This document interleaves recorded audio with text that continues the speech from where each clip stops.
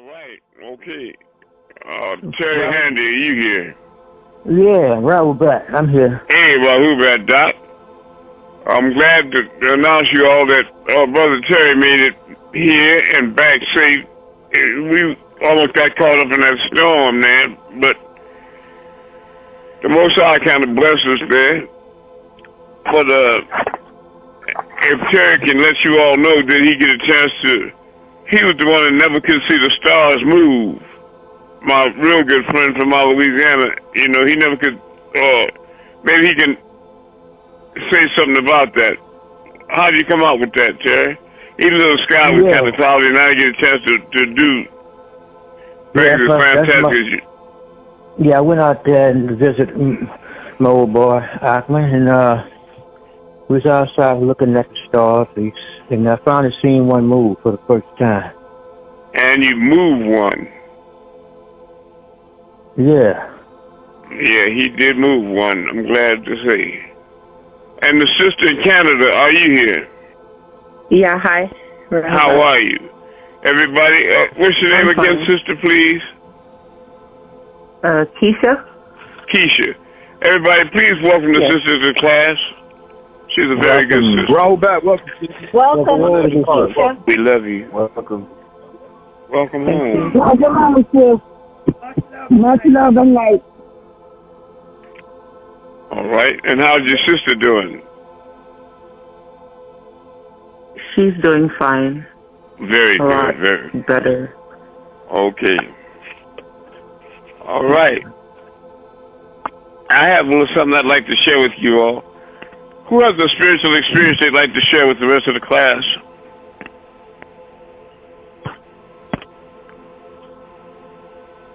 Let me give you something on the power of thought, a quantum perspective. What if the world as we know it was significantly different in the way we've been taught to see it? What if human consciousness could affect the behavior of subatomic particles? If the laws of physics were different, how might our lives be changed? Throughout time, human beings have been taught all that we are is the result of all we have thought.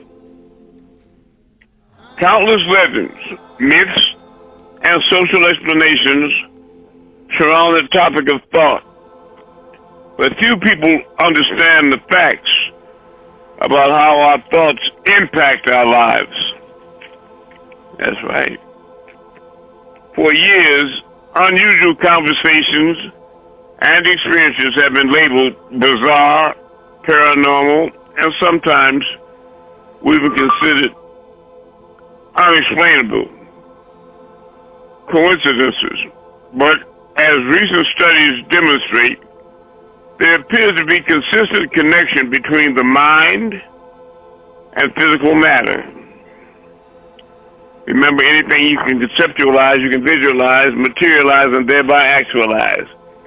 The greatest discovery of my generation is that human beings can alter their lives by altering their attitudes of mind.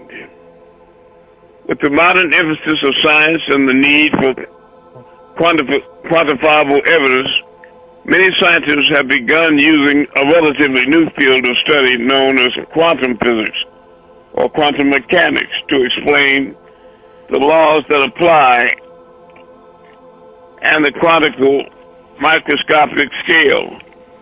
This science has described many previously unexplained phenomena while accounting for the often overlooked energy patterns that of human thought. Quantum physics is the science of possibility.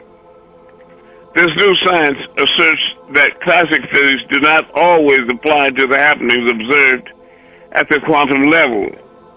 Some studies have shown that the actual position of matter changes continuously until a person gazes at it, and you are the observer.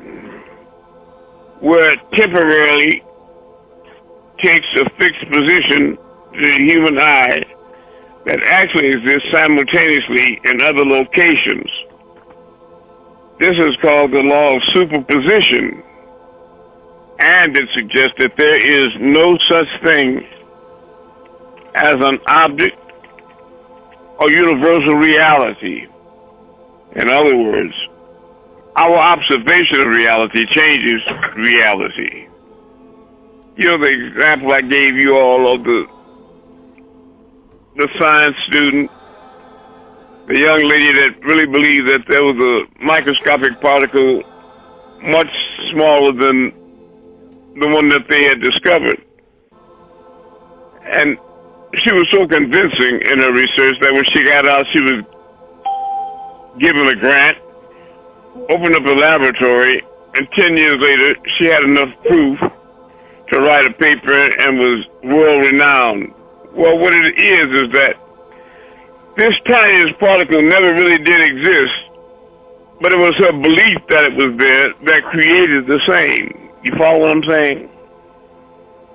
In other words, when her belief in the tiniest particle became a fact to her, when she really believed it when she really knew it rather than believed it, that itself, the thrust of that thought created the existence of that tinier particle. And that's how it goes. As I said, when you all have the belief, when you go home in the dark without light, that you're going upstairs and the stairs are always, the third and fourth stairs are always there. When you step on the first and second one, it's your belief, like when you're driving down a dark highway. And you believe that the highway exists beyond the reach of your high beams. Other than that, because you can't see it, how do you really know it exists before you get there? Many of you have watched the picture of X-Men when Xavier goes with his wheelchair across open space and mentally creates the metallic stairway across the empty void, right? Well, that's exactly what you all are doing mentally, and that's the power of the mind. Say it again. I said right. That's exactly right. Cerebro. That's exactly right. The experiment also implies that there are many uncertainties between the relationship of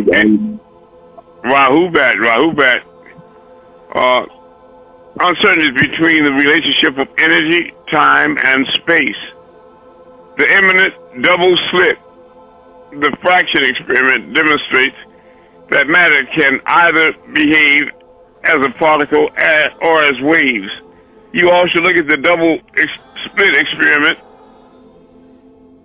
you know, on that. I send, in my spiritual practice, I always send DVDs out like that for you to overstand and be able to understand these lofty concepts much clearer.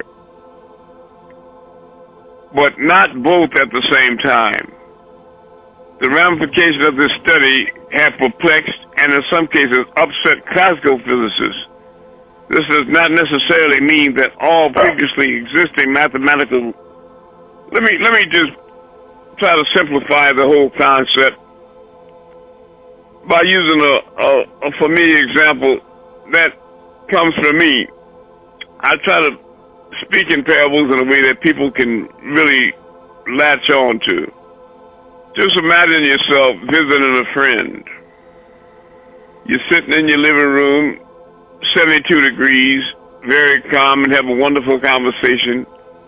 When the host gets up to go to the kitchen to prepare a snack or refreshments, while gone, you're alone with your thoughts and you start remembering this man or woman that really upset you, defamed you, stole from you, or in some way hurt you, which resulted in anger.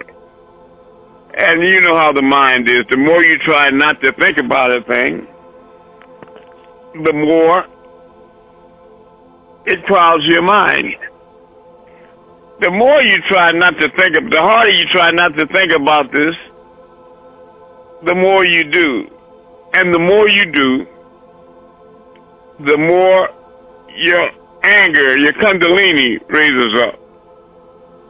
And you find yourself very deeply disturbed. Your mood is shifted and changed. When the person comes back with the sandwiches and refreshments, They notice you got a heavier breathing, nostrils wide and flat, veins in your temple, perspiration on your nose, and what's the matter with you? You know, and nothing. You know, and then you have to come and say, wait a minute, I don't mean that. Like, I was just thinking about this person that did this, that, and the other. But what have we learned from that example is that your thoughts alone can create energy, because heat is a form of energy, isn't it? So if your thoughts can create energy, thoughts and energy are interchangeable. We understand that. But let's look at the physical world that's so-called physical. It doesn't exist, but a cigarette is a common object, which is matter. But when you light your cigarette, the heat and light are two forms of what? Energy. Energy, right? So matter and energy are also interchangeable. So mathematically, if thought and energy are interchangeable, and energy and matter are interchangeable, this is really how you say to a thing, be, and it is. This is how, in the Bible, that Jesus picked up the clay and formed the bird, blew his breath into it, and the bird flew away. Are you following? This is how you create something out of apparent nothing. Which again, is not nothing, it's only energy in transit. But thought creates energy that acts upon shapes and forms what we call matter. It's important for you all to know that you all are spiritual beings projecting a physical existence or experience. You follow me? And that the only reality is consciousness. Divine love is the only reality, and everything else is mere illusion. So, of course, the existence of a devil is illusory, because that's definitely not divine love. Now, what kind of questions have we generated so far? I got something to add. I'm on this hard. Go ahead. This kind of go back to the last class. Aaron asked you a question about the electron and the atom. Okay. This is what he was kind of trying to ask. The electron sitting in a position that what they call a superposition. Basically, right. It's all possible states at the same time. Yes. And it doesn't choose a position until your consciousness observes it, as you're the observer. As the observer, exactly. You are the event horizon. In other words, even in your body, you have atoms, molecules, etc. But it depends on your vibratory frequency. And look up the Schumann resonance. Schumann resonance. Because the planet itself, GE, is raising up consistently in vibration as we make this shift. Some of us do. It's a conscious shift. But when you think as a physical person and you believe that this is physicality, your cells take on a sort of a physical personification. But the more you realize and turn yourself inside out in your perspective of exactly who and what you are, like a farasa, we say in Arabic, it unfolds like a butterfly or a rollaway kite. It unfolds, metamorpho. It unfolds into spirit. This is again how angels ascend and descend up and down, which you refer to as Jacob's ladder. It was Jacob that wrestled with the angel, and he had a dream, if you'll recall. And he saw in the dream the angels ascending and descending on a ladder to and from heaven. But look at it logically. If he was asleep, his eyes were closed, there was no outward experience. This was internal. He was dreaming. It was in his mind. It was a vision. Right? and he was raising and lowering his vibrations the way you do all the time. How can you give us an example of how you, after we would move stars, sometimes you go into your flat, into your home in Chicago, and what would happen to the furniture in the bathroom or the kitchen sometimes? Yeah, like let's say I was washing off some fruit before I was washing off some tomatoes. And I don't know what happened. Well, I ain't gonna say I don't know now. I guess that's not true. That's right. I kind of understand now, but basically, the whole sink moved left to right, and then That's right. I kind of snapped out of that reality and looked under the sink to see if something was broke, and nothing was broke. Same things happened to walls in my house and stuff. Mine as well. My question, Cheryl from London, are you here? Yes, I'm here. Could you refresh us on the example you had when, after we moved stars, what you saw in the background outside? Oh, that's the time when I saw the trees moving, and the background moved, really. Exactly. The whole background moved. If you remember a movie called Videodrome, this is the reality of what you call reality. As this is a mental, a thought world. And when you want to make the dimensional shift, or in simpler terms, go to the new heaven and the new earth, you're going to have to raise up in conscious frequency. That's why I find it imperative that after every class, we go out at the end and collectively do a mental exercise. What do we do after every class, family? Move stars in the moon. Move Bless your stars. body. Right. It's because, in essence, your spiritual muscles may have atrophy, right? And again, if a person sits in a wheelchair for 10 years, and then they're suddenly asked after 10 years to jump up and run around the block, they can't do it. Right? So it's been a lot of time, and it's going to rust upon your hearts. And I'm here to renew or reinvigorate or restart those higher senses in you, to reconnect you with your intuition and psychometry, clairvoyance, and psychometry. Your God senses. Go ahead. So, Amun, my question would be, since allegedly that we're made of all these atoms, and inside these atoms is the trace energy of the nucleus and the electron.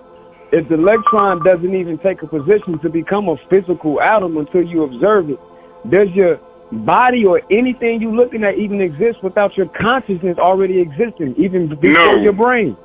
Neither is anything else. Boom. And atoms are not solid matter, they're only trace energy too, as well. When you look at the cosmos and the vast distances in space, like the moon 240,000 miles away, the sun 93.8 million miles away, and the distant stars and galaxies, etc., these spaces are breathtaking. To give you an idea how far and distant they are, the circumference of the Earth is rounded off to 24,000 miles. Light travels at a speed of 186,272.07 miles per second. 186,272.07 seconds. Miles in 1 second. Can you imagine how far that is? It can almost reach the moon in a second. And it can circle the Earth, 4 times in a second? Imagine that being in a straight line. How far you can travel in a second is almost unimaginable.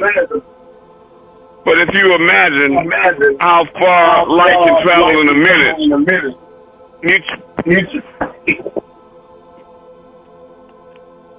think how far it can travel in a week. Now that is really hard to imagine, isn't it? Well, try to imagine what scientists are talking about when they use references like light years. That stars are 1,000 light years away. How far can light travel in a year at a speed of 186,272.7 seconds per second? Miles per second. You follow me? Easier example is the sun being 93.8 million miles away. It takes light at that speed 8.5 minutes to reach the Earth from the sun.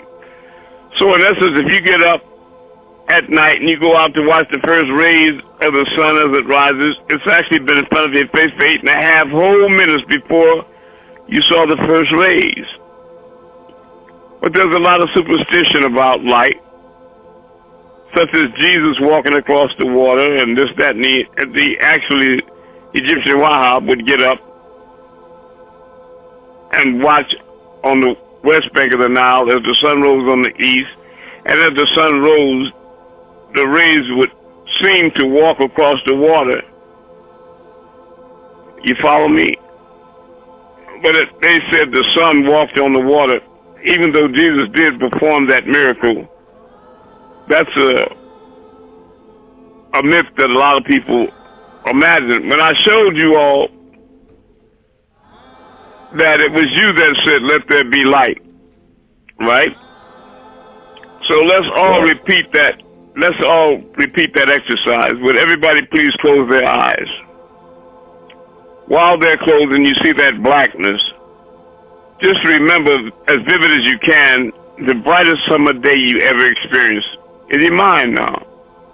If you were driving a car and you turned a corner and that sunlight hits you in the eye so bright that you had to pull the visor down so that you wouldn't lose the line in the street, right? And cause an accident. Can you see when you turn that? Can you feel the bright intensity of that sunlight when it hits you in your eye? Can you see that bright sun? How many of you can see it? Yes, I can see it. I can. And you got to understand that the aspect of you that is imagination, your imaginations will separate you from the angel, from the animals, and connect you to the gods. Your imagination alone. Right?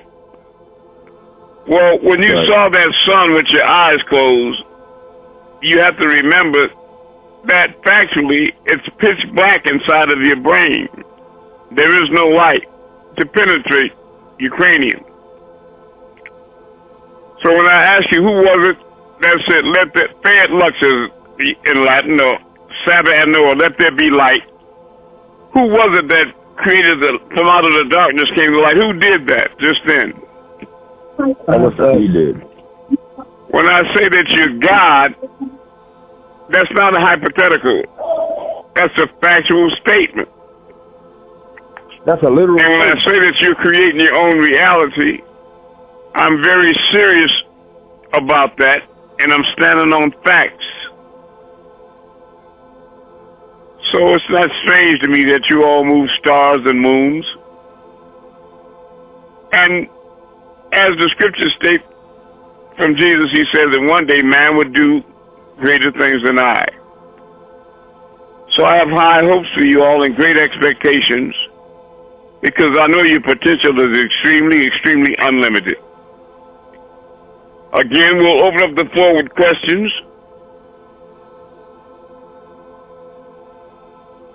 Who has that next question? I have a question, Amun. Very good. This is Aaron from Chicago. All right, Aaron. Okay. Glad to hear your tone. The question. Everybody, please welcome Aaron back home. Welcome back. Welcome home, brother. Welcome home, brother. Welcome home, brother. Appreciate it. Thank you. All right, Aaron, your question is? how do we expand our imagination to where we direct it in the right place to expand and become gods how we intend to? Well, you're doing it right now. You're taking that first step towards the Most High, and He will take 3 towards you. By being involved in this class, I am the Messiah, Aaron, and I was sent here by the Most High as His Word made flesh to dwell among men. And the simple exercise I give you after class, have you ever moved stars with us in class and witnessed others doing the same, Aaron? Yes. Well, and what the exercise I just gave you, did you see the sun in your mind with your eyes closed just then? Yes. Okay. Those are just 2 examples of how, as you walk with me, I'm in your mind and pushing in all directions, expanding your consciousness, and thereby accelerating your imagination, and stimulating it. You follow me? Because, yes, truthfully speaking, none of you here ever imagined human beings moving stars. Am I right? Correct. Right, that's right. you're right. And then you met me. Right? That's right. But now your reality is changing, becoming much more expansive. So that we used to look at you as human beings. Now I refer to you all lovingly as Homo Galactia, something in between cosmosms and earthlings. You're Homo Galactia at this point, and on a steady ascent. So I tip my celestial hat to all of you that have the imagination to come to these classes and to walk with me. Right? Because I don't want followers, I want people to walk with me. Did that answer your question, Aaron? Yes, it did. Very good. We need that next question. Or any spiritual experiences. Go ahead.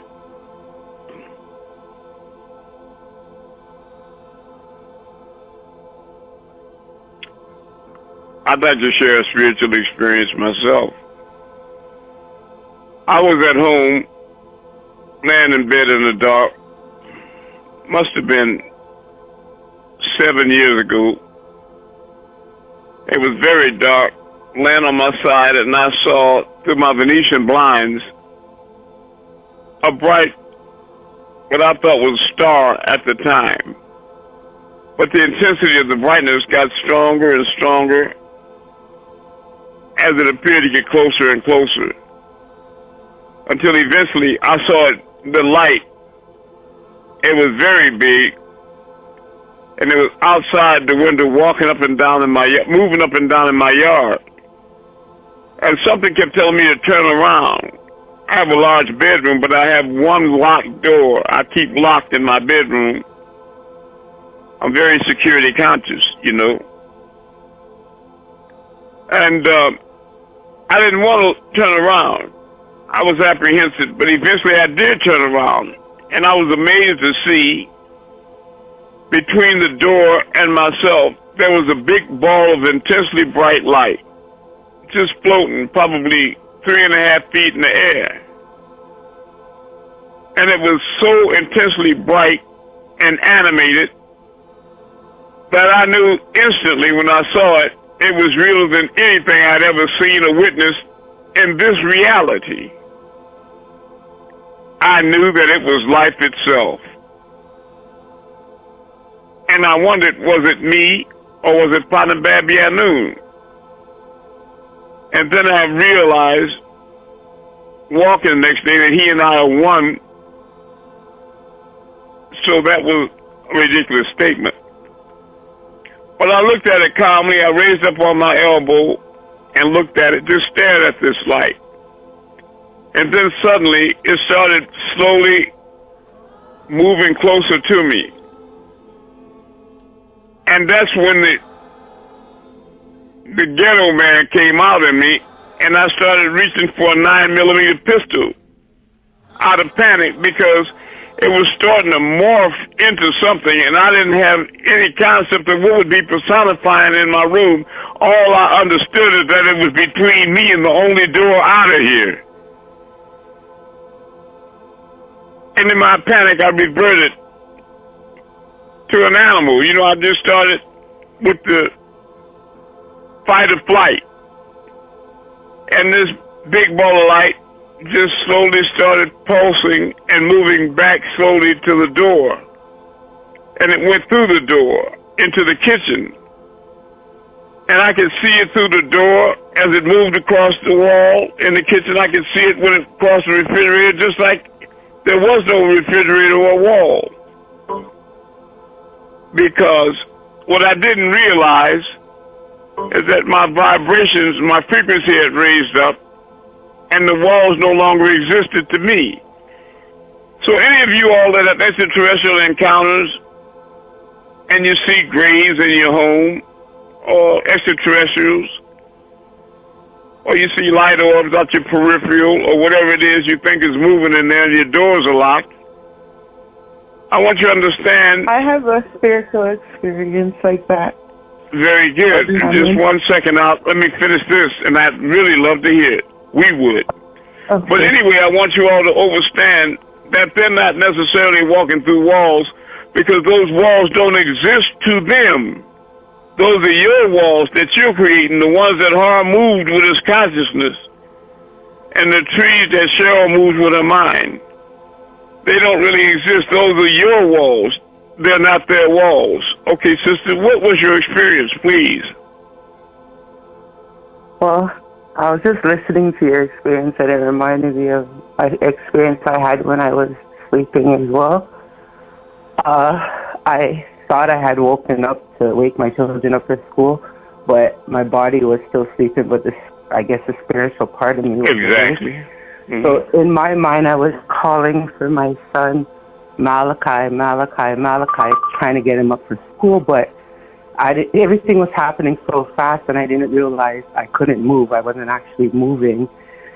So when I kind of relaxed and calmed, I looked over to the closet door, which was on my right, and I saw like this thing, bright kind of thing, but then it got dark. Did it have a shape?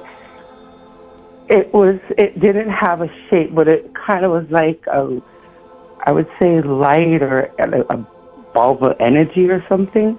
But I was scared when I looked at the closet, and when I looked to I started to think in my mind like, oh my gosh, I'm gonna get a weapon. I'm gonna attack this thing. I don't know what it is.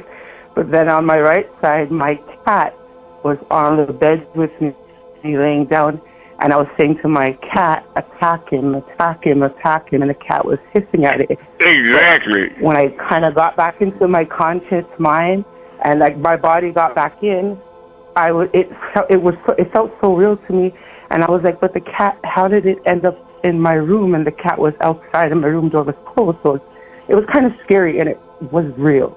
I follow you, and I know it was real. And I want to let you all know that if you don't, cats can see interdimensionally. They can see in other dimensions. Because I had so many spiritual experiences like the one you described, sister, and I raised up on my elbow, and I had a cat named Think, T-H-I-N-K, and she would come to the door and push it open if it was unlocked, and just stare at me. But she wouldn't stare at my physical form that was on the pillow. She would stare at me, my astral form that was up on the elbow. And then she would saunter over to the bed, jump up on top of it, and look at me, and then jump over my body and my spiritual astral body as well. Careful not to touch either. But it was just evident that she saw it.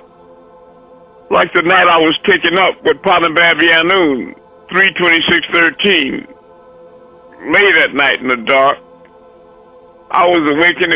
I was in the house by myself, and it was like a violent whirlwind, like a powerful tornado going around and around, and it was so powerful that I just knew for certain it was going to suck the house right up, the whole house. But it didn't do that. But it was so powerful that it was trying to suck me up. And I took my arms and grabbed either side of the mattress and held on with all my might. And I held on so tight, I made the mattress look like a taco shell, right? But it was something else different about the room. It was dark when I went to sleep, but now there was a spiritual light that lighted the entire room. It was a soft light, but it didn't emanate from any particular place like a light in the ceiling. It was just an even light all over. It's a spiritual light. And I could see my cat think she was at the foot of the bed, and she had her side against it and was very interested, captivated by something on the wall. And I followed her line of vision. She was like a bird dog with one paw, and I saw this horrible creature on the wall, like a giant tarantula or a spider, and I have a fear, arachnophobia of spiders. And this big thing was there with like too many legs to be a spider, oval shape, kind of dark brown. And I feared that the way the wind was going around, because it was just holding on by the legs on the left side, and the wind had it flapping on the wall, flapping like a flag in the wind. And I thought it's going to blow it around and slap me right in the face.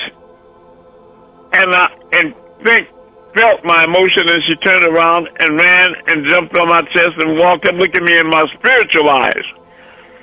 At which point I told her with my mind, because I didn't have a laryngeal, I said, "Kill it. Kill it." Like you, sister, I said, "Kill it." And normally cats don't hesitate to attack things like that. But she looked at me like, "That's not happening, brother." And then I lost consciousness.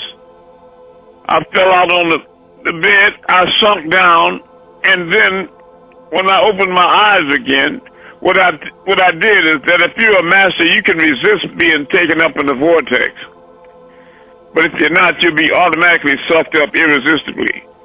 But I finally relented, and I said, "Look, you block all your blessings out of fear. I'm going to let go and go on up, fly up this tube." So I let go, lost consciousness, and when I woke up, I was vertical in this vortex, and I looked to the left, and it looked like an opening of a cave, and it was this orange creature, really horrible creature it was burnt orange with skin tags all the way vertically on the on the right side of his body, looking at me real balefully.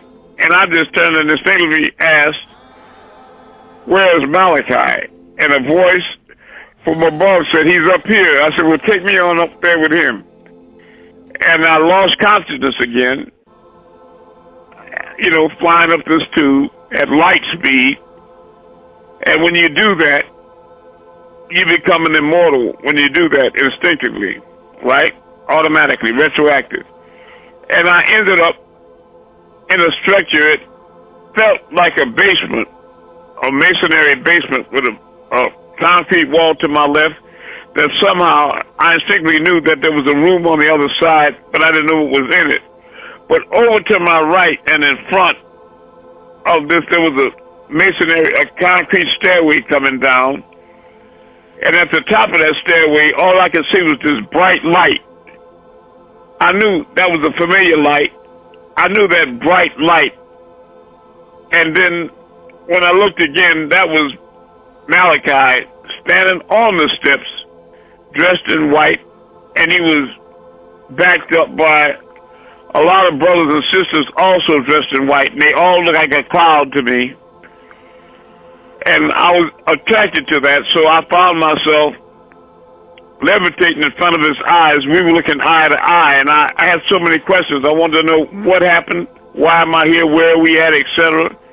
But his eyes were solid green, and they just started moving side to side, high RPMs, or high speeds, and I was trying to follow him, you know, and I couldn't keep up, and I got frustrated, and again, I feel, and I just said to him, what makes you think I'm ready to be taken up right now? And I woke up in bed again, and I thought to myself, you're messing up, man. You're messing up.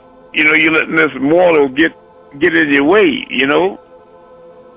But I think that many of the experiences I had, as I'm here to tell you all and describe the experiences so that when your turn comes, you'll know to be calm and relaxed and don't let fear stampede you or block you or hinder you.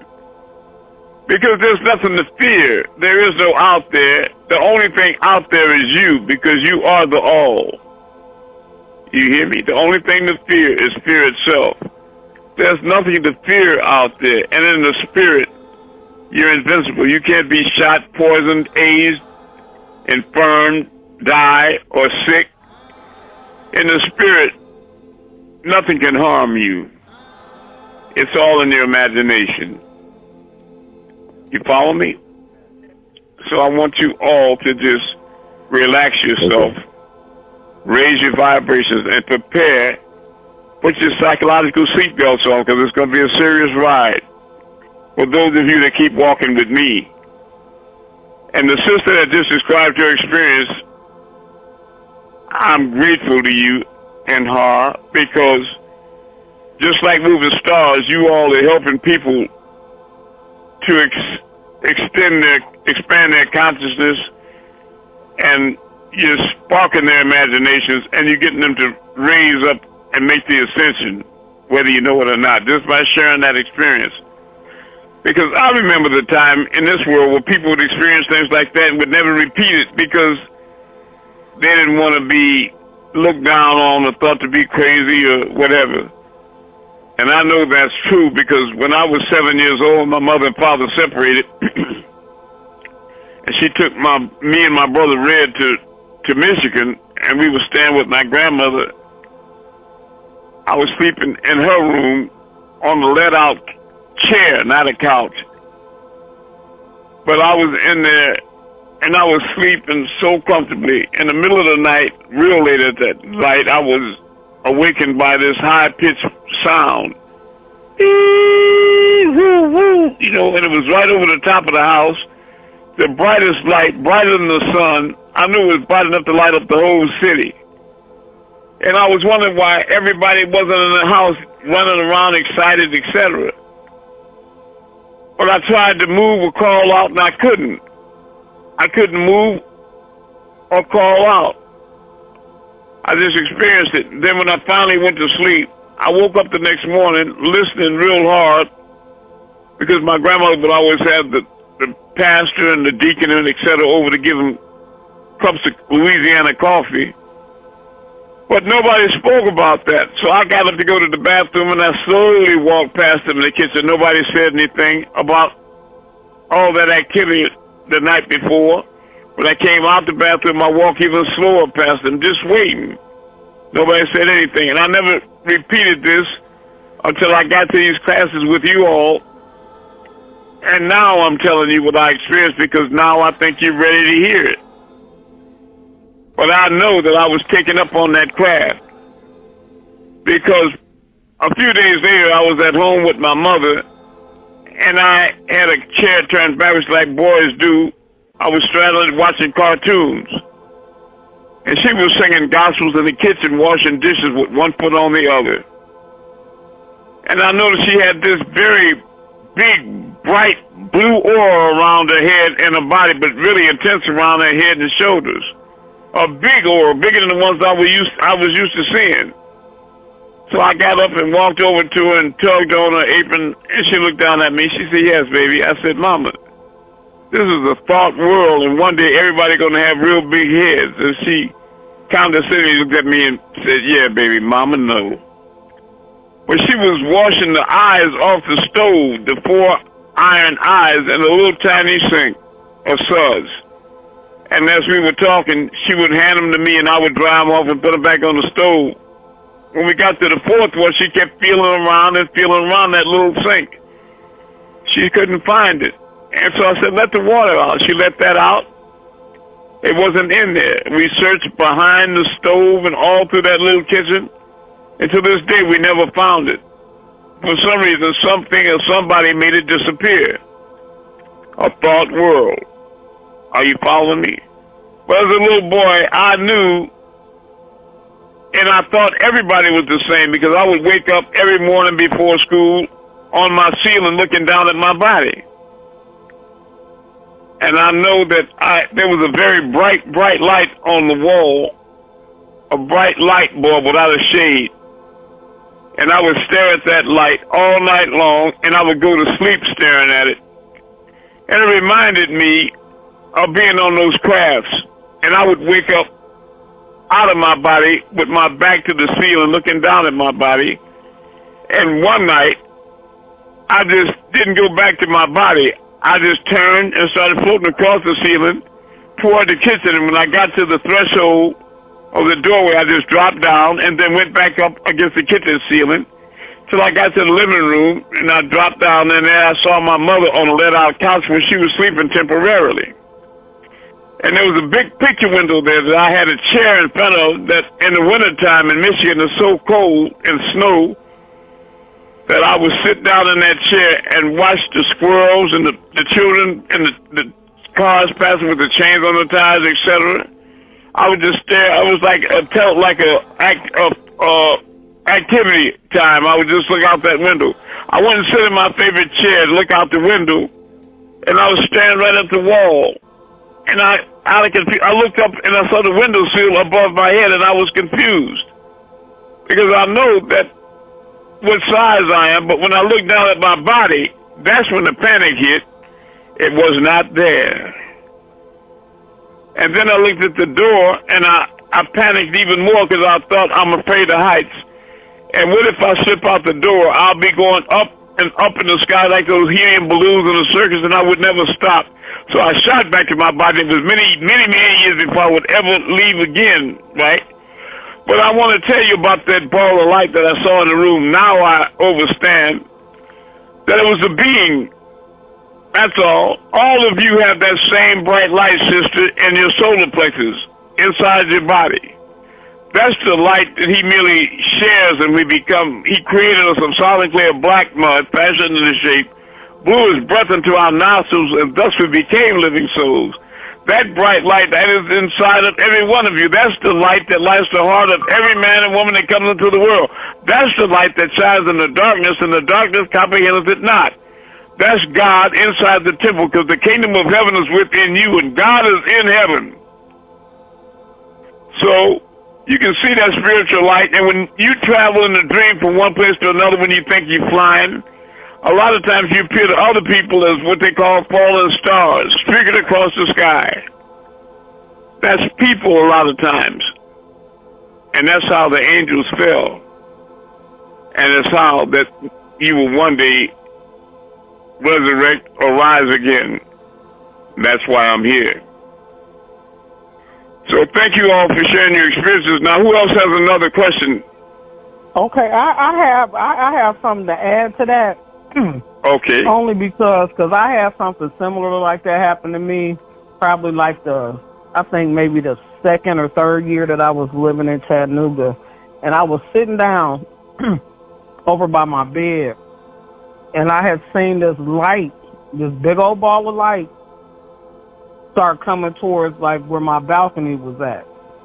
Mm-hmm. And I mean, it scared me because, like, because when I first seen it, I thought I was tripping because the blinds weren't all the way open and stuff, and I seen it coming closer and stuff. So I don't just hear you. I feel you. Hide. I said I don't just hear you. I feel you too. Go ahead. Yeah, and I was like, and then like when I was trying to hide from it and stuff, and it got ready to like start coming through, between where the my balcony window and stuff was. I know they, whatever it was, read what I was thinking, and it said that you're not ready yet, and then it just went on. I was like, It said not ready yet. Right. Because you weren't. I wasn't ready yet. Because you were afraid. Right. Yeah, because I mean, and you know what fear does? Big old ball of light like that, and then coming. I follow you. I pulled the pistol. I was looking for a 9mm. That's how stupid. I reverted to I thought a beast. In retrospect. But that's what we had to remove, that fear. Yeah. We had to remove that fear. Yeah, I've seen a lot of balls of light like that. I know, because I know who you are. I mean, down there, it was, I've seen some real interesting I follow you. Yeah. But I know the type of people that are with me. Mm-hmm. And I know what you're capable of, and I definitely know what you're experiencing. And I do know that they will increase in the latter days. Because we're moving toward what they refer to as the event. There's a particular part of this galaxy that has like an Oort cloud in it with very high vibrations. And this has happened systematically, and the Earth and this solar system start to move through that Oort cloud, and it's starting to raise up consciousness. And you all that are tuned into the frequencies are beginning to shift to the new heaven and the new earth. This is kind of like a train station, and the track to the left, the people that are afraid to raise up their vibrations, are they just going to go into perpetual sleep? They're on the train moving downward, and the ones on the right are raising up in vibration, and they're actually ascending. And the tracks are getting wider and wider apart. So, what I'm trying to do is reach out to everybody in the sleep world, like on Dark City, to wake them up in time before we get too far away from them for them to reach us. And that's possible, because I know I was up in the brown mirror in Atlanta with Mike Mumford and his daughter. There's an actual train horn going off as he says that. No, it's not a train. Oh, I hear what you're saying. Yeah, right. Well, you created that because you were imagining what I was saying. You follow me? I follow you, sister. I love it. Yeah, and Malachi had written a letter because I had a bad experience there with the people being disrespectful, the Ansars. The Nawapians being disrespectful there, as they frequently are, because as he said at the Athens Ball, you Nawapians are those fallen angels, right? So there are a lot of black devils there. Anyway, he was writing in the letter, he had 3 young men up there reading the letter, and they were scolding the people, saying to him, "Are you all crazy? Do you know who that is? Do you know that's the elder? Do you know who that is that you're doing? Y'all must be crazy." He got on him, he called him everything but a child of God. And they were all transfixed, as was I, but he ended up the letter, and he had them reading, he said, "And as to you," speaking to me, he said, "We came to get you 3 times, and 3 times you came back, and we starting to believe you really don't want to leave." And he said, "What's going to happen as we get further and further away, you're gonna because of the general noise in the atmosphere, you're gonna find it more difficult to hear us, and we'll find it more difficult to hear you. We're gonna get out of reach." And I wanted to tell him no, I don't want to stay, but I always felt a obligation and responsibility to you all. And I knew I didn't feel that my mission was done in 2013. That's why I kept coming back, and I wasn't ready to be taken up then. You follow me? And I pray for your good and mine that you all don't disappoint me or yourselves. Please don't let me be coming back here 3 times for you all and you stay asleep and refuse to wake up. But he said it himself. He said, we keep coming for you all, but you won't come. You won't come. You won't raise up. Make sure that you don't miss this time, because this is the last and final time. I'm the last elder. I am the Messiah. I am Amun-Rayay. There's Atum-Rayay, and Amun-Rayay. And there's also Anun-Rayay, which is a female deity, and she's a large violet ship. If you can imagine her sending out, think about the three of us as the three suns that orbit around Risk. And Amun-Rayay is a yellow sun, and Amun-Rayay shoots a ray down to it that turns green, and the sun turns yellow. Amun-Rayay is a red sun, and she shoots down another ray, and then she shoots a ray directly to me, the Amun-Rayay, and turns me blue. I'm the blue sun, the blue light sun, the blue light pharaoh. On the walls of the pyramids, you can see I'm also King Tut. I'm also Mustafa Muhammad Al-Amin, the 19th Imam that descended after him, the Mahdi Ahmed. I'm also one of the two witnesses. I played many, many roles, and I've met many of you before in your childhood. I walked up on you while you were playing on sidewalks and what have you, and I said to you telepathically, you don't remember me now, but I'll see you again. And that's how we're coming together right now. It's true. I remember again when we had, my mother and I and my brother Red had separated from my father. We would stand with a very religious old lady called named Mother Henderson for a brief. And I was down in her basement playing, in the old lady's basement, and by myself. And down there in the semi-darkness, I saw under the stairway this light being, this blue light being, it had many lights, but it was clearly a man, and he was trying to talk to me, and I couldn't hear him. But I just stared there without fear. I stared at that being under that staircase for a long time. Then I walked up the stairs, and I sit in a rocking chair in front of the fireplace where she had a picture of Jesus over the mantelpiece with that heart with fire around it and the big aura around his head. You all remember that picture. And as a little boy, I just kept staring at that picture and rocking back and forth, just staring at that picture. But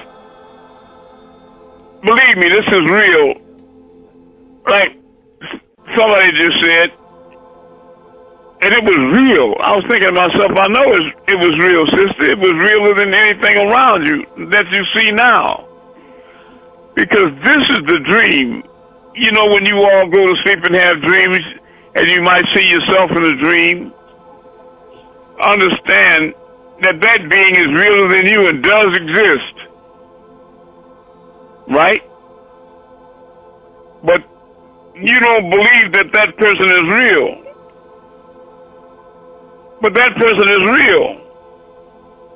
And that reality is real. Because every night when you go to sleep physically, that light that we're talking about, it raises up in vibration, acts freely on your flesh, and travels up the light cord of your spine. That's Jacob's ladder. Every notch is a rung or a step in the ladder. And you start ascending up past the first, second, third, fourth plane or chakra or heaven, and the fourth plane is Malakut, the lotus breastplate. Then next would be the throat chakra, then the pineal gland, and then the crown molar. And you make that ascension every night. And what you call dreams, and sometimes you just don't remember, but it happens every single night. Your spirit acts freely on the flesh and leaves your body. It's a restless spirit, and it doesn't like being trapped in the mud of your flesh. I'll tell you that. Your flesh is just an illusion. It's a fungus clinging to the light. Because when you all were conceived, you were placed 3 months in advance of the spiritual form inside of your mother and your father. Before they came together in any conjugal sense, you were there. But they couldn't take that instrument over your stomach and photograph you and see your heartbeat. because you were a spiritual being.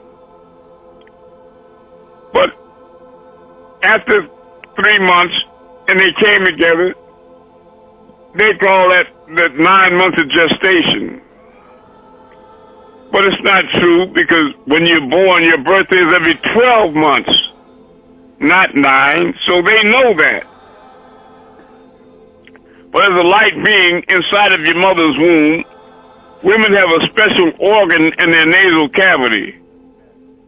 I thought it was a fundus. I forgot the name of it. But anyway, as they walk the earth plane, people that have previously died are breaking down in the soil, and the particles from those bodies are floating around the meticulous of the atmosphere. She inhales them, and you have a DNA code that's calling on specific things to make the baby in gender, race, etc. And she sifts out all the particles that are not needed for the reproduction of the baby. That's why many pregnant women suffer from heavy mucus discharge. But the ones that do go through a circulatory system and hit that light, and they start forming a bashara, a coat or outer skin that magnetically cling to the light. Again, like the invisible man putting on clothes, and then the doctor can see it and take pictures of the baby, the fetus. And all the time, the baby's in the amniotic fluid, is breathing with gills and not using the outside sun or oxygen. So when the baby is born, after 12 months, they say is 9, the cord is cut. Is it physical or is it a spiritual being? What's the answer?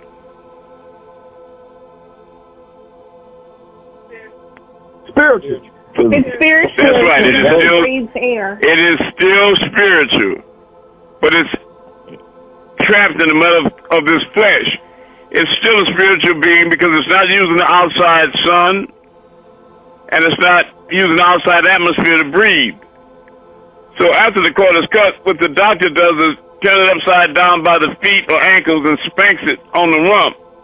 And that pain causes the baby to cry. And in order to cry, it has to inhale. And it inhales that oxygen in the atmosphere.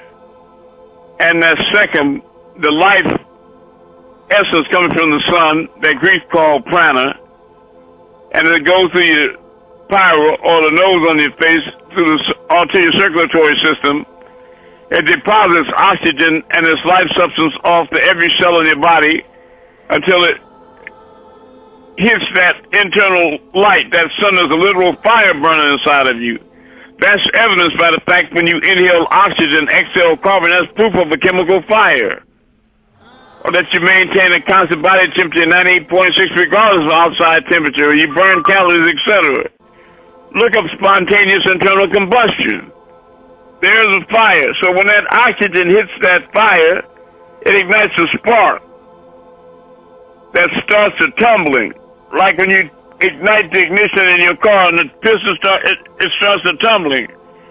And that tumbling binds the spirit to the flesh to create the living soul. You follow me? And you begin your zero time reference here on earth.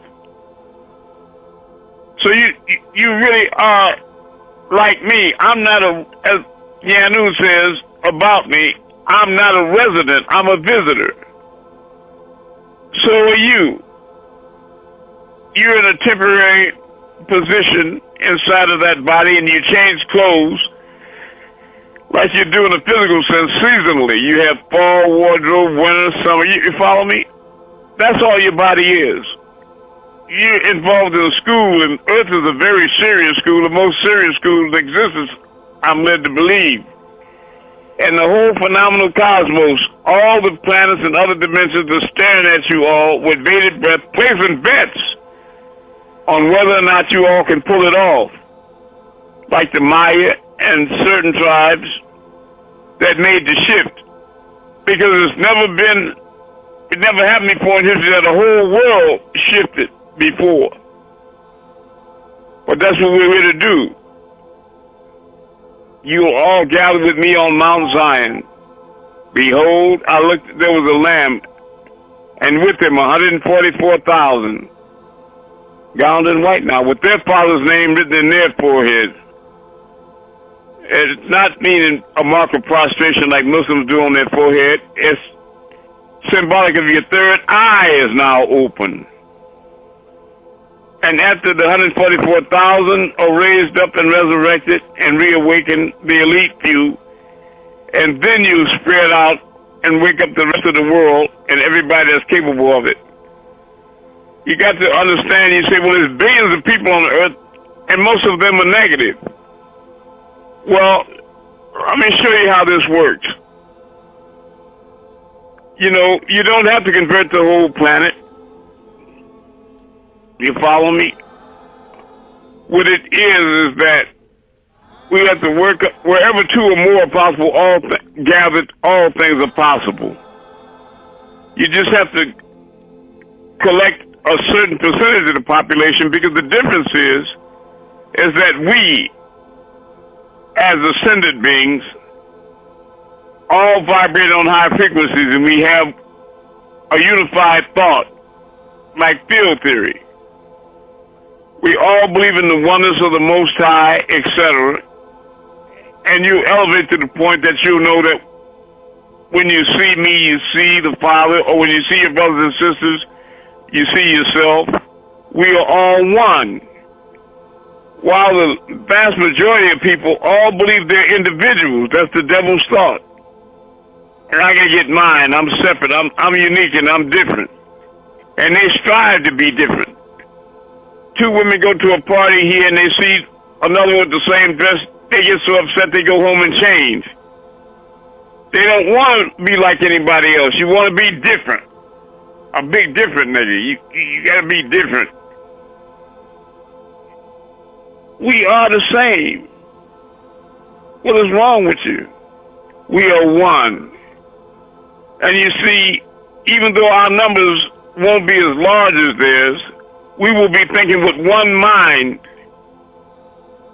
and it'll be much more powerful as a collective than all those billions of scattered moths, all of them with those individual single thoughts. You follow me? And we'll cause the whole planet, the whole world to shift.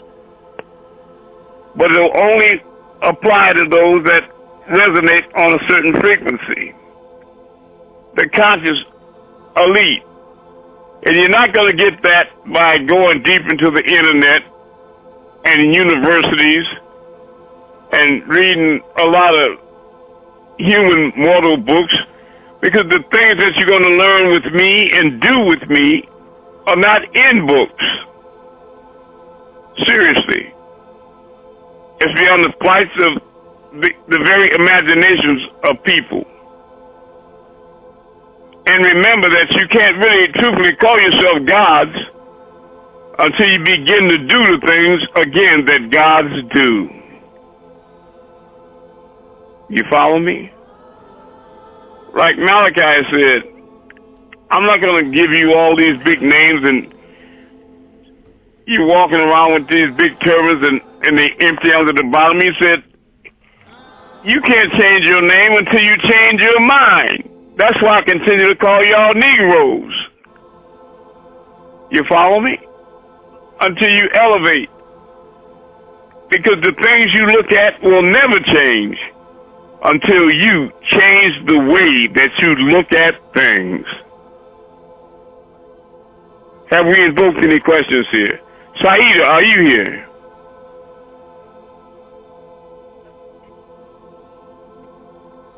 All right, next question.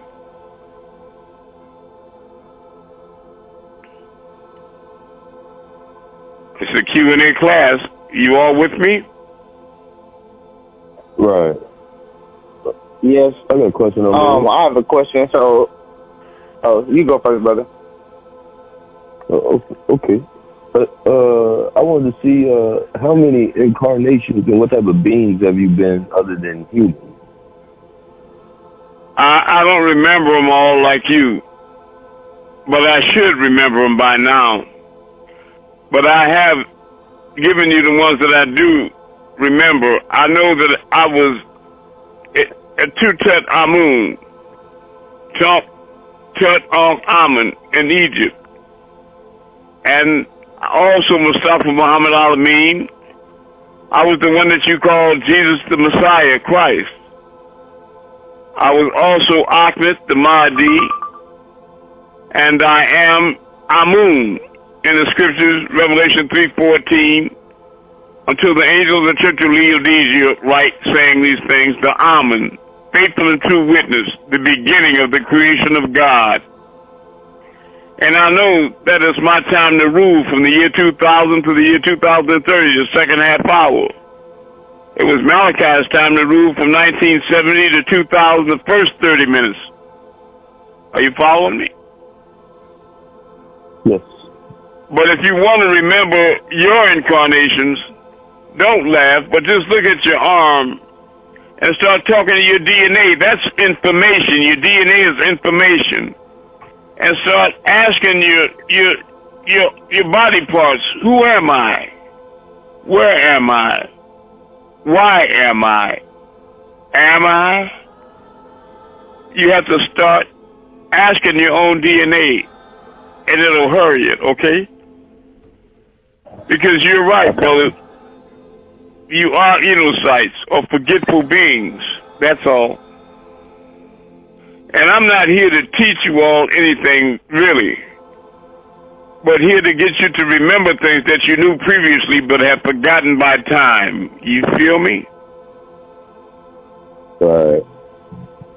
That's why a lot of things that you hear in this class sound so familiar to you, right? Right. To those of you that are capable of making that ascension. And to the others, it'll always sound like a foreign language. They just don't get it. Because these are physical beings and they're not capable of ascension. I don't know how many lifetimes they got to experience, how much hell before they can ever get out, but they're just not ready to wake up. They just can't reach those lofty heights. Are you following me? They're just too solid, axle and time bound. They're stuck and trapped in their flesh. I'm sorry. Because I'm doing my best to wake you up. But I'm also the can I tap in? Go ahead. I just wanted to tap in on as far as what you say, as far as what Malachi says, because I listen to him a lot. Very good. He said basically we have to get back to reaching our using our psychic powers. That's right. That's what I mean. You have to, your deity powers would be the 4 higher senses. You have 5 physical senses: see, hear, feel, smell, taste, and touch. But you have 4 higher senses: psychometry, intuition, clairvoyance, and what's the 4th one? I just said it. But anyway, you have to get back to using your 4 higher senses to reconnect with those. You follow me? Yeah. Right. That's right. And, you say that's psychometry, right? Object reading. Go ahead. Thank you, sister. Go ahead. And the other one, telekinesis. Telekinesis. Yes. You say that's object moving objects with your mind like stars. Okay, go ahead. And nothing he was saying that they're trying to wake us up, but we're just not listening to us, and they're trying to hold the That's earth right. because the earth is about to get destroyed. The earth is about to get destroyed, and don't be left behind, right? Destroying the ozone layer.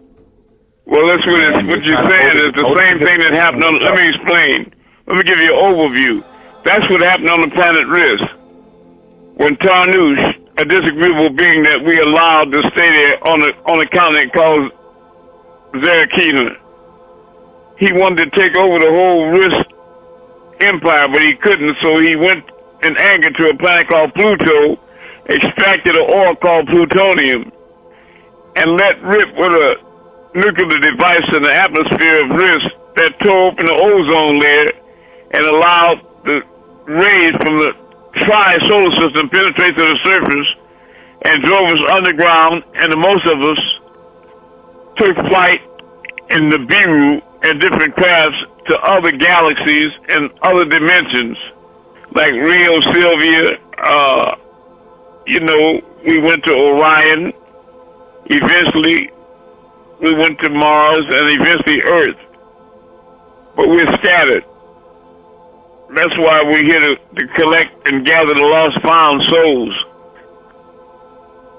That's why the whole project was to come in here looking to Anunnaki, looking for gold, right? The gold in that land was good because they wanted to collect the gold and bring the ore to large cigar-shaped craft on Mars and then take them the risk, and they would powder them down and refine the gold there into a fine dust and take it and sprinkle it over the atmosphere of risk, over that hole, and gold is reflected, and in very powder form, the gravity didn't pull it down the surface, so it stayed there, and after it built up, it acted as a giant bandage over that hole that reflected the harmful rays back into space rather than allowing them to penetrate to the surface.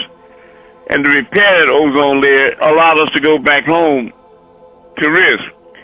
But you have the same ozone opening over the continent of Australia. Research it, do the research. Like I'm asking you to look up the Schumann resonance. Don't just hear me, don't be mentally lazy. Research these things until you have a clear understanding. And when you connect the dots, that too will help you to wake up faster. And the sooner you wake up, the sooner you'll be out of any chance of danger. Are you following me? Yes. Is that also why, with the other galaxies and dimensions, is that also why Patar did the Dolphin Project to see what this planning with the exactly. DNA? Because when they came here, they had created robotoids and EBEs, extraterrestrial biological entities, or greys, to come down and check the soil conditions, atmospheric conditions, etc., to see if it was conducive to their species, and found out it wasn't. And so they went back to Meldeck, and they searched the seas out and found the dolphin. They collected them and surgically inserted HAR into the dolphins and then released them into the oceans of Earth. And over years, through tsunamis, etc., they washed up on land and evolved into the Sands people of Africa, this, that, and the other, over a long period of time. And that's how that we're walking the earth now as riskians, many of us, and don't know. One of the riskians that you all were in the company of and didn't know was Jimi Hendrix, the guitar player. He was a riskian. I could name more. I'm a riskian. But when you look at us, we have a faraway look in our eyes.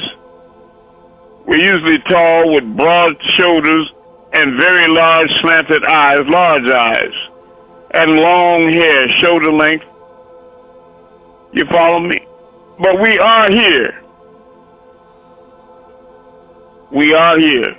But let me tell you, though, don't sleep on your laurels, because after the dimensional shift in 2013, most of the Anunnaki and all the rest of them and the angelic beings have gone back to Nibiru. They're collecting there. And as Father Babianu says, Amun-Rayay is going to have the remnant brought up to Nibiru by August 12, 2030. This is 2025. Tick-tock. Make no mistake. How many of you all got my post today in email? It opened up with a real gray on it. I did not. How many of you all receiving my post? I got it earlier. They came with their ring camera. Say it again. Say it again. You said what? Read him? Yeah, I got it. The gray was on someone's front porch. You can see it from someone's doorbell camera. No, I mean on the email. I emailed to you, Har. Please mute your phone. Mute the phone. Too much feedback. All right. I sent out emails to everybody before class twice a week. Are you receiving them? Yes or no? Yes. I am not. Yes. Messiah. Yes. Okay, who is this that's not receiving it? It's Amun. Amun, could you give us your email address right now? Get a pen. Yes, sir. Just a minute. AMUN. Wait a minute. Wait a minute.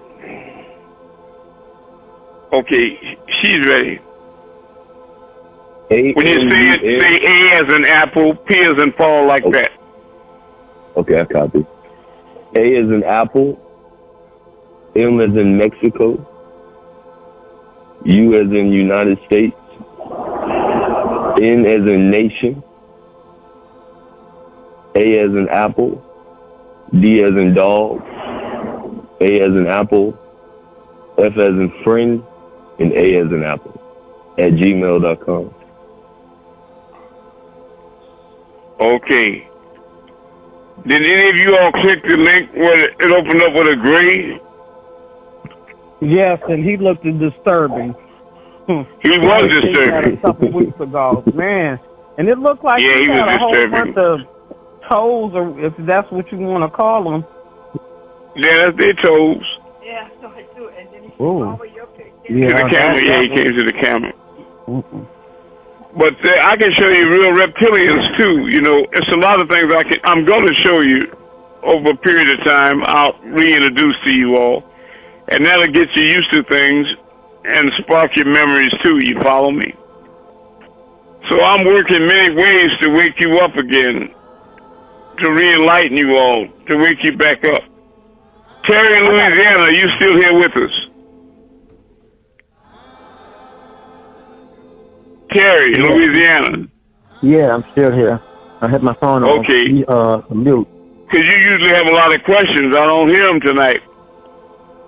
Oh, no, I didn't think of nothing to ask.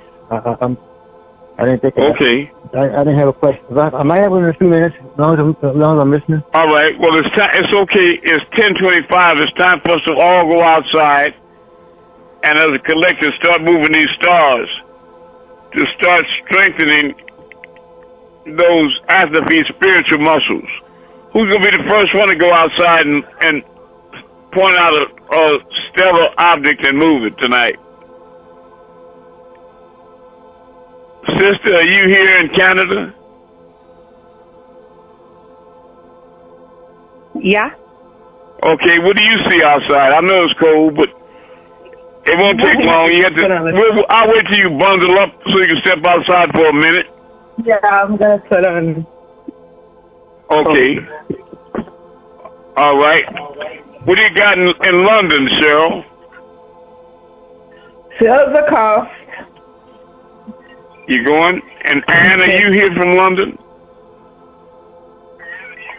Yes. Yes, I yes, I hope you so in front of me. Okay. And the brother from the Netherlands, are you here? It's five. Who's gonna be the first one? Dark blue and it's black. What do you have in Texas? Sorry? Unc, what do you see in Texas? What do you see in Florida? In Tennessee? I see stars. Cloudy. Okay, and where are you located? That's your star. I'm in Where are you located, brother? In Florida? Okay. Now, while you watch that star, I hope everybody's looking at the sky so they can all bear witness to it. But that star moved to the left of the name of the Messiah, Amun-Rayay.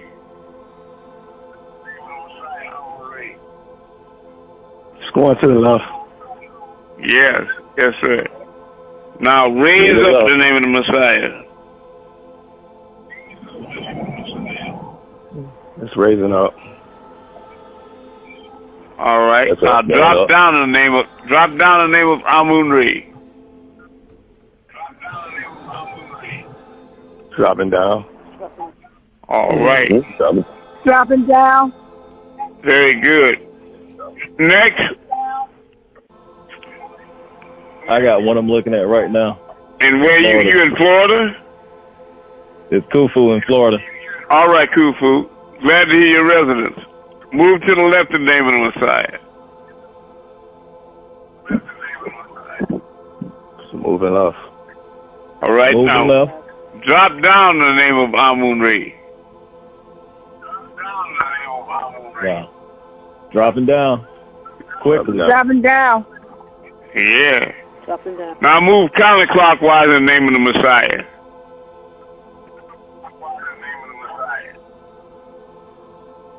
It's going counterclockwise. Yeah. Now come closer to Khufu in the name of Amun-Rayay. Moving closer. Coming closer. Moving close. Now run back out. Going up. Went back out. And it went up at the same time. Yeah. I love you all. It's going up. All right, the sister in Canada, what do you see? Oh. It's pretty cloudy out here. Can you see anything? A moon or a star, anything?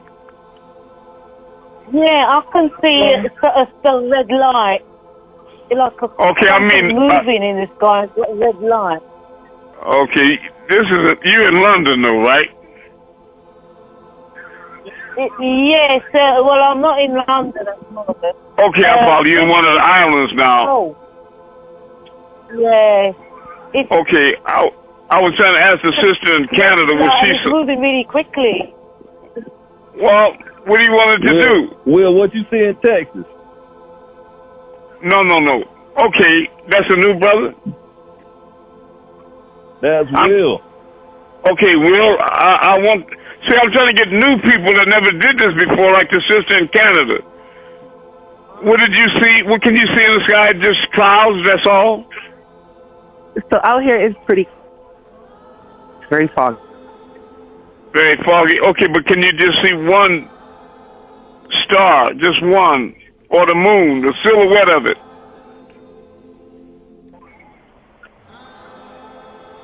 Maybe because I'm at the back of my house, I don't see anything. Well, I know it's uncomfortable, but maybe you can walk around the front. It'll be very important for you to perform this first miracle. You follow me? Okay. I'll just go out to the front. All right. In the meantime, and what is it you're going to move? You say you saw an object moving fast like a UFO? Yes, it had a red light flashing, and it's moving to the right really quickly. It disappeared. Within it seconds, disappeared. It appeared in front. Okay, is there anything you wanted to do with it? I think I saw it too. Yeah. What did you say? You saw it move too? Yeah, I think I saw a craft move. Well, yeah, we always see crafts move. We always see crafts move around where I live. Yeah, I know. Okay. In Canada, if you see clouds, we're gonna make a move to the left. But can you see stars in the front of your house now in Canada? I'm looking.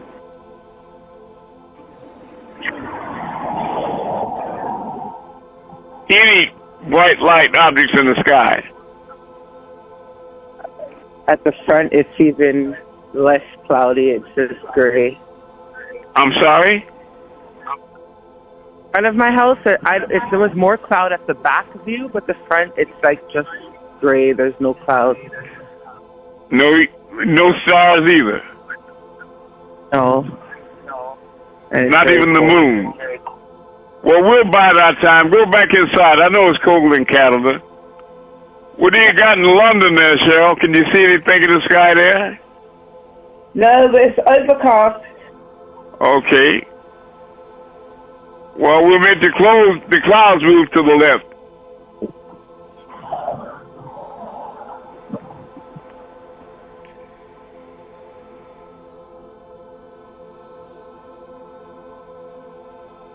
You see him?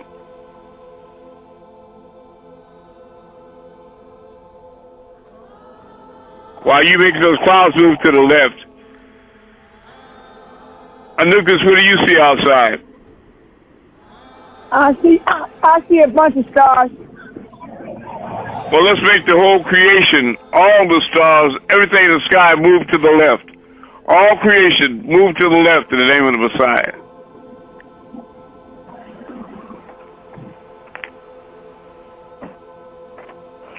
Moving left. Yeah. Now everything move back to the right.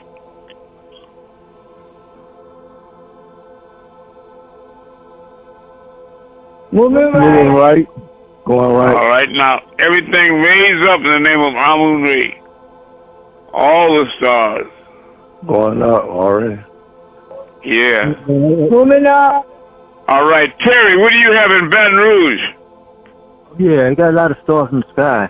I'm looking up from outside, looking at the sky right now. Okay, look at the star. Okay, I'm going to move it to the left in the name of the Messiah, Amun-Rayay. It's going to the left. Yeah. Moving left. It's moving fast. Yeah. You see it, Terry? The first brother that moved the stars, I seen that one moving back All right. a little while ago. Okay, now drop down. When you're getting better, you're getting closer. Drop down in the name of Amun-Rayay. Dropping down. Dropping down. Fast. Yeah, it's dropping. Now raise up. I'm making it brighter and clearer. Raising up. Raising Yeah. up. It's raising up. Raising up. Now move in a circle clockwise. Moving clockwise. Moving clockwise. Going clockwise.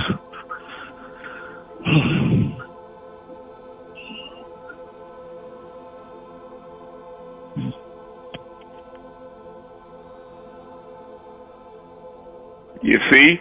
And you all have to look at these things with expectation, not doubt, because they're happening. But remember, there's none so blind as he or she who refuses to see. With that, we're going to close the class. I want to tell you all that I love you all and remind you it's your responsibility to get these posts out to the rest of the world. Wake up the 124,000 and every large group of media. Post them up at least twice a week. Do your job. Write your testimonies about what you experienced tonight. And don't forget to donate and support the mission in every way you can. We are one divine eternal love. Nitya Authority, Amun-Rayay, servant to the 144,000. Peace.